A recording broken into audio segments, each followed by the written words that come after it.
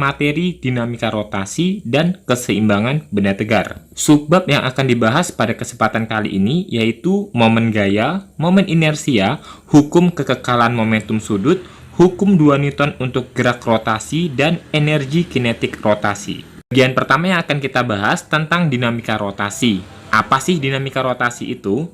Dinamika rotasi adalah ilmu yang mempelajari mengenai pergerakan benda yang berputar pada poros atau titik tumpunya.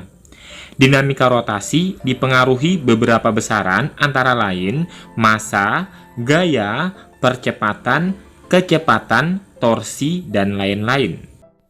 Di kelas 10, kalian sudah mempelajari mengenai penyebab benda yang melakukan gerak translasi atau gerak lurus, yaitu gaya yang diberi lambang F. Maka, ketika benda bergerak rotasi, maka yang menyebabkan benda bergerak rotasi tersebut kita sebut dengan momen gaya atau torsi. Momen gaya adalah besaran yang dapat menyebabkan benda dapat berputar atau berotasi. Contoh momen gaya yaitu gaya ini yang kita berikan pada pintu. Porosnya terdapat di engsel pintu. Ketika kita menarik atau mendorong pintu, maka pintu akan bergerak walaupun tidak satu putaran penuh. Contoh lain dari penerapan momen gaya atau torsi adalah sebuah batang silinder yang salah satu ujungnya menjadi poros dan ujung lainnya kita berikan gaya sebesar F. Panjang antara gaya ke arah poros disebut sebagai lengan momen. Ketika gaya diberikan ke salah satu ujungnya, maka gaya tersebut akan menyebabkan batang silinder berputar terhadap porosnya. Arah gerak silinder yaitu searah putaran jarum jam atau sesuai dengan gaya yang diberikan. Persamaan matematis untuk momen gaya atau torsi adalah tau sama dengan F dikali R sin theta. Untuk kasus ini sudutnya 90 derajat. Karena tegak lurus, maka sin 90 derajat sama dengan 1. Untuk kasus pertama yang sudutnya 90 derajat, rumus yang bisa kita gunakan yaitu tau sama dengan F dikali R. Kasus kedua, gaya yang diberikan membentuk sudut sebesar theta. Maka rumus yang kita gunakan yaitu tau sama dengan FR sin theta, tergantung tetanya berapa. Di mana tau adalah momen gaya atau torsi dalam satuan Newton meter, F adalah gaya dalam satuan Newton, R jarak gaya dari poros dalam satuan meter, theta adalah sudut antara F dan R. Karena momen gaya adalah besaran vektor, maka memiliki arah. Untuk menentukan kesepakatan arah, di sini sudah saya buat, tau akan bernilai positif jika benda berputar berlawanan arah jarum jam, tau bernilai negatif jika benda berputar searah jarum jam. Di beberapa sumber lain, tau bernilai positif jika searah jarum jam. Ini tidak masalah ya. Oke, kita akan langsung masuk ke contoh soal. Nomor 1, tentukan momen gaya pada gambar berikut. Terdapat 3 gaya di sini, masing-masing 8 Newton, 6 Newton, dan 4 Newton. Gaya 6 Newton bekerja tepat di poros. Nah, di sini kita bisa melihat karena ada 3 buah gaya, maka momen gayanya ada 3. Atau torsinya ada 3. Berarti dari sini kita bisa menggunakan penjumlahan tau totalnya, yaitu tau 1 ditambah tau 2 ditambah tau 3. 8 kali 0,04. Lengan momennya dijadikan meter dulu ya. 4 menjadi 0,04. Tau 2-nya 6 dikali 0, karena 6 ini berada tepat di poros, lengan momennya sama dengan 0. Kemudian 4 Newton, karena dia putarannya searah jarum jam, maka dia negatif. 4 dikali 0,06. Kita lihat ya, 8 Newton ini positif karena kalau melihat ke arah poros, dia arah putarannya searah jarum jam. Maka 8 kali 0,04, 0,32 ditambah 0 dikurang 0,24 sama dengan 0,12 Newton meter. Di sini sudah saya kasih keterangan, tau 2 bernilai 0 karena F2 tepat berada di poros, sehingga lengan momen R sama dengan 0. Contoh soal nomor 2, diketahui jarak F1 ke P adalah 4 meter dan jarak F2 ke P adalah 2 meter. Tentukan torsi total yang dialami benda pada gambar. Gambarnya ini sudah ada kelihatan porosnya di titik P dan ada dua gaya yang salah satu gayanya membentuk sudut. Gaya yang membentuk sudut ini kita proyeksikan secara garis lurus yaitu F2Y, yaitu F2 sin 30. Yang kita gunakan adalah F2 sin 30 karena rumusnya tadi kan ada sin. Sehingga sigma tau sama dengan tau 1 ditambah tau 2. Kemudian tau 1-nya kita lihat F1 ke arah atas, porosnya di tengah, maka arah putarannya searah jarum jam, maka kita buat negatif F1 dikali R1. Begitupun F2Y, karena dia searah jarum jam, maka kita buat negatif F2 sin 30 derajat dikali R2. Di sini F1-nya kita masukkan minus 10 dikali 4 min 20 dikali sin 30 sama dengan 0,5 dikali 2. Jadi jawabannya minus 60 Newton meter. Oke, selanjutnya tentang momen inersia. Sebelumnya kita sudah mengenal bahwa massa dalam gerak lurus diberi lambang M, yaitu kelembaman ya pada gerak lurus. Analog massa dalam gerak rotasi kita sebut dengan momen inersia, yaitu kelembaman dalam arah rotasi. Jadi suatu benda yang berputar akan terus berputar jika tidak ada gaya luar yang bekerja pada benda. Pengertian dari momen inersia yaitu ukuran yang menyatakan kelembaman suatu benda terhadap gaya luar yang bekerja. Tentu saja geraknya dalam hal gerak rotasi ya. Dalam fisika, momen inersia diberi lambang I. Momen inersia suatu benda dinyatakan dengan persamaan I sama dengan mr kuadrat, di mana I adalah momen inersia dalam satuan kilogram meter kuadrat, M adalah massa dalam satuan kilogram, dan R adalah jarak partikel dari poros dalam satuan meter. Nah, jika terdapat beberapa partikel, maka untuk mencari momen inersia totalnya, kita bisa menjumlahkan sesuai dengan jumlah partikel.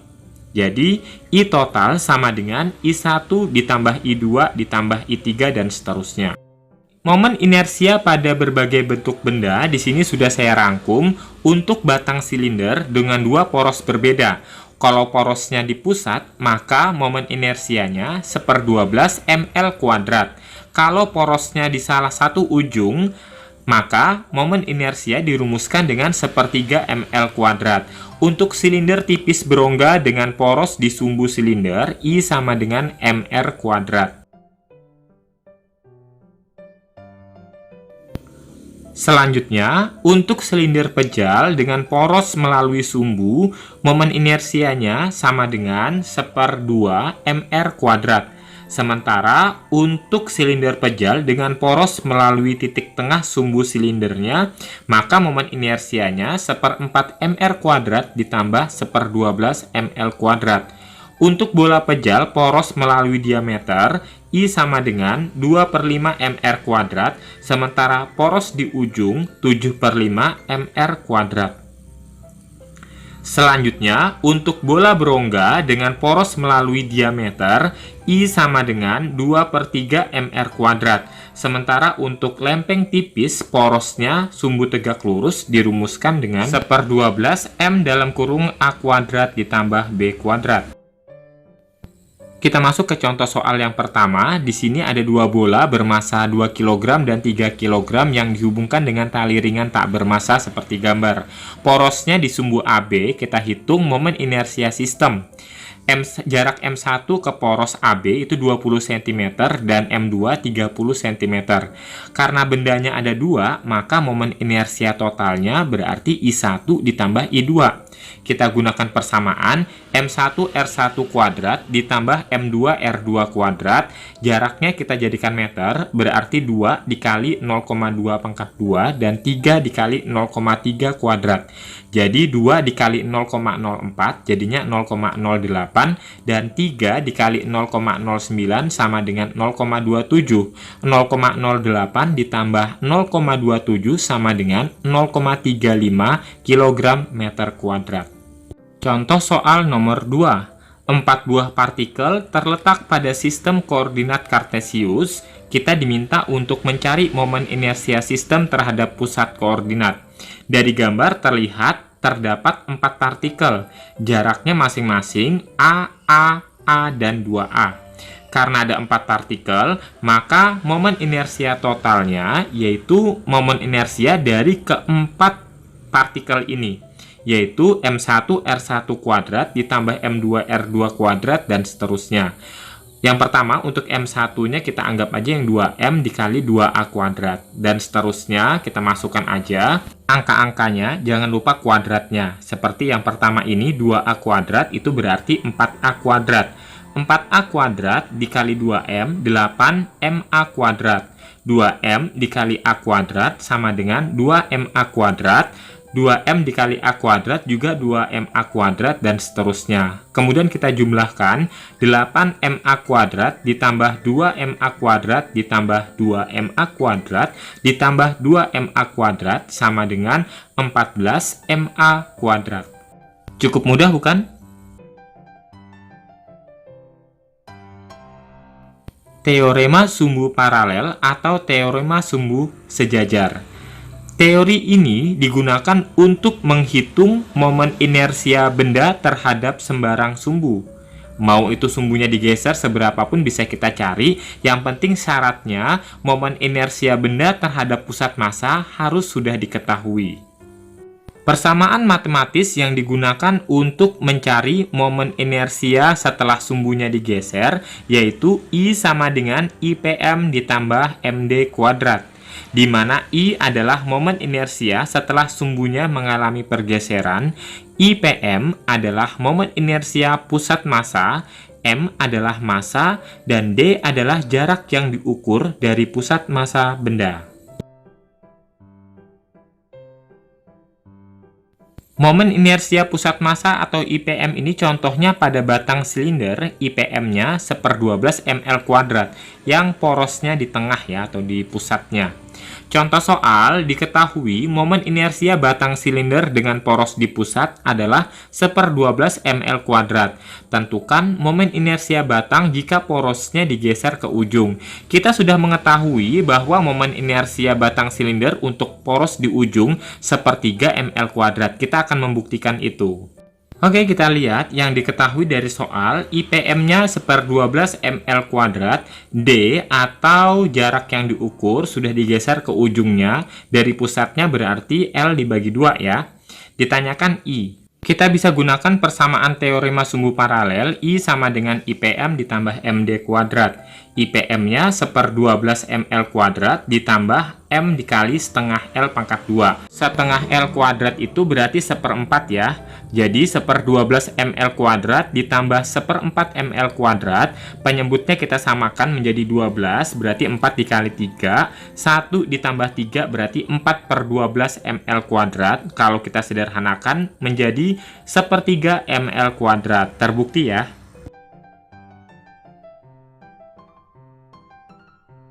Selanjutnya tentang momentum sudut. Momentum sudut diberi lambang L adalah hasil kali lengan momen R dengan momentum linier P. Secara matematis dirumuskan dengan L sama dengan R dikali P. Di sini momentum adalah besaran vektor, jadi memiliki arah. Karena momentum linier P sama dengan massa dikali kecepatan, mv, maka persamaan momentum sudutnya menjadi R dikali M dikali V. Dan karena V sama dengan omega dikali R, maka L sama dengan MR kuadrat dikali omega. MR kuadrat di sini adalah momen inersia, sehingga rumus momentum sudut L adalah I dikali omega, di mana L adalah momentum sudut dalam satuan kilogram meter kuadrat per sekon, I adalah momen inersia dalam satuan kilogram meter kuadrat, dan omega adalah kecepatan sudut dalam satuan radian per sekon. Momentum sudut ini dapat dikatakan juga sebagai analog momentum pada gerak rotasi. Hukum kekekalan momentum sudut. Pada penari balet, biasanya dia akan melakukan gerakan cepat dan lambat. Seorang penari balet akan menarik tangannya ke dekat badannya untuk berputar lebih cepat dan mengembangkan kedua tangannya untuk berputar lebih lambat. Dalam hal ini, penari balet sudah menerapkan hukum kekekalan momentum sudut, di mana momentum sudut awal sama dengan momentum sudut akhir.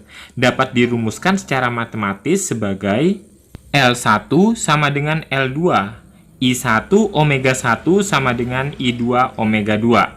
Jadi kesimpulannya, ketika penari balet menarik kedua tangannya ke dekat badannya, maka momen inersia sistem berkurang, sehingga kecepatan sudut penari semakin besar. Begitu pula sebaliknya, ketika penari mengembangkan tangannya, maka momen inersia semakin besar sehingga kecepatan sudutnya semakin berkurang. Itu yang menandakan hukum kekekalan momentum sudut berlaku, di mana momentum sudutnya bersifat kekal selama tidak ada gaya luar yang bekerja pada sistem. Contoh soal, seorang penari balet memiliki momen inersia 4 kg meter kuadrat ketika lengannya merapat ke tubuhnya dan 16 kg meter kuadrat ketika lengannya terentang. Pada saat kedua lengannya dirapatkan ke tubuhnya, kelajuan putaran penari 12 putaran per sekon.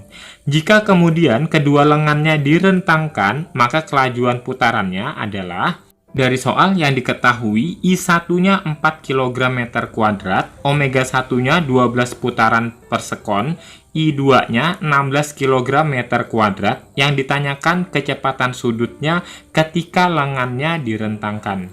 Kita gunakan persamaan hukum kekekalan momentum sudut. I1 omega 1 sama dengan I2 omega 2. 4 dikali 12 sama dengan 16 dikali omega 2. 4 dikali 12 sama dengan 48 sama dengan 16 kali omega 2. Jadi omega 2-nya sama dengan 48 dibagi 16 sama dengan 3 putaran per sekon. Jawabannya adalah B. Lanjut ke contoh soal kedua, ada roda 1 yang memiliki massa 3 kg dan jari-jari 0,2 meter berotasi dengan kecepatan sudut 50 radian per sekon. Roda 1 dikoppel dengan roda 2 yang diam dan massa roda 2 adalah 2 kg dan jari-jarinya 0,1 meter. Tentukan kecepatan sudut akhir bersama atau omega aksen ketika keduanya didorong hingga bersentuhan. Oke, dari sini kita lihat besaran yang diketahui dari soal.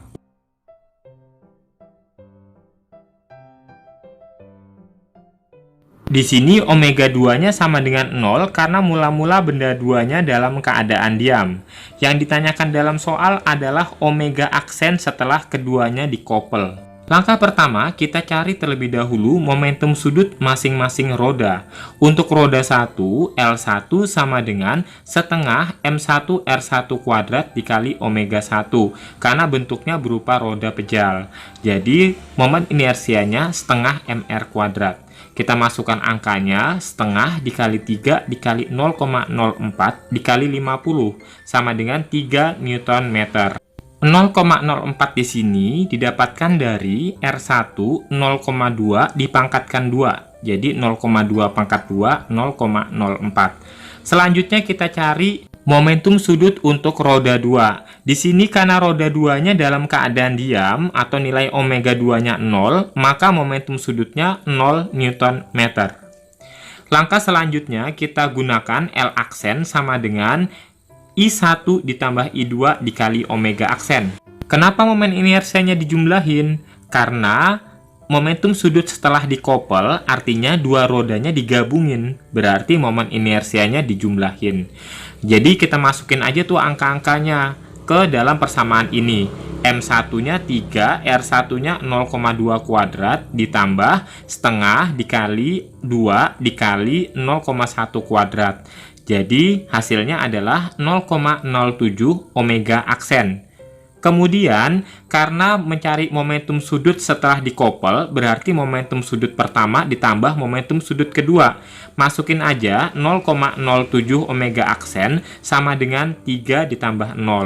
Jadi omega aksennya adalah 3 dibagi 0,07 atau 300 per 7 radian per sekon. Itu jawabannya. Hukum kedua Newton untuk gerak rotasi.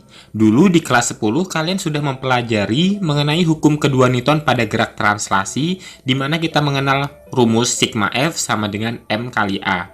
Nah, pada gerak rotasi juga berlaku hukum kedua Newton, tetapi bedanya gaya F, massa M, dan percepatan A diganti dengan tau, I, dan alpha. Di mana tau di sini adalah momen gaya, I adalah momen inersia, dan alpha adalah percepatan sudut.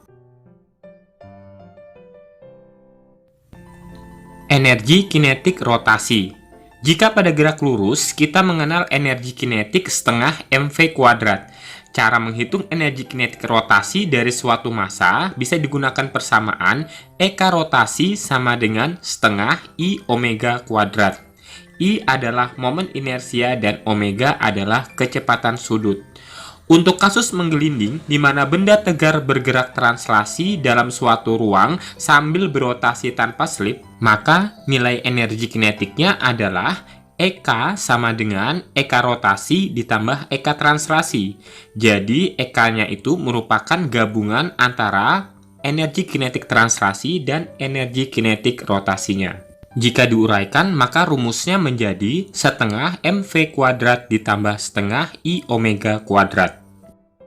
Masuk ke contoh soal. Yang pertama, dua buah ember dihubungkan dengan tali dan katrol berjari-jari 10 cm. Ditahan dalam kondisi diam, kemudian dilepaskan seperti gambar. Massa M1 4 kg, M2 2 kg, massa katrol M 3 kg. Yang ditanyakan percepatan gerak ember, tegangan tali pada ember 1 dan tegangan tali pada ember 2. Penyelesaian untuk soal seperti ini kita harus meneliti gambarnya dulu.